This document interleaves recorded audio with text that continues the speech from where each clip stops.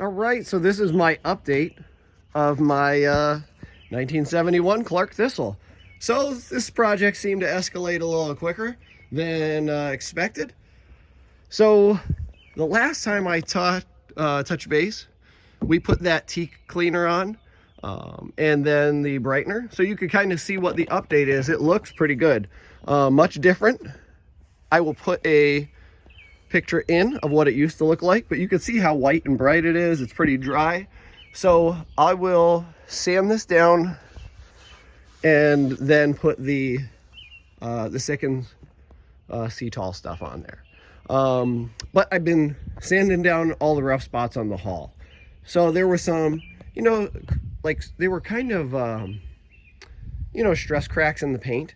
So I ground them down, and it really seemed to be in the paint.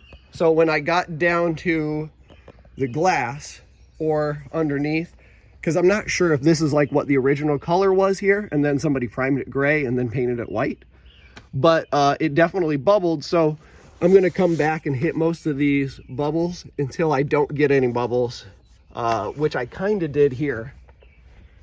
So this was all bubbled here. And so I just took the 150, got it, and then what I'll do is I will keep going here and here until it kind of looks just like that, and then make sure that it's nice and smooth there. We'll throw a coat of primer on there, see how it looks. And there's no real like indentations that I can feel, so I'm not too sure if I really need any like very glazed coat, but we'll definitely see. This is not going to be a showboat. I just kind of want it to look pretty good, and if it looks bad, I'll eat crow, I guess. So this is just a good description of that bubble. So this is like one hit of 60 grit, just knock the top off, and then I'm going to come over it with 100 and then just grind her down to that base coat there. So you could kind of see how it's progressing. This is what I'm talking about with those stresses. Now this is right where the shrouds come in. So this is probably definitely here, some flex in that glass. And like I said, I don't know if this is like gel coat down here and then somebody primed and painted over it. I'm not too sure the history of this boat since it's 54 years old.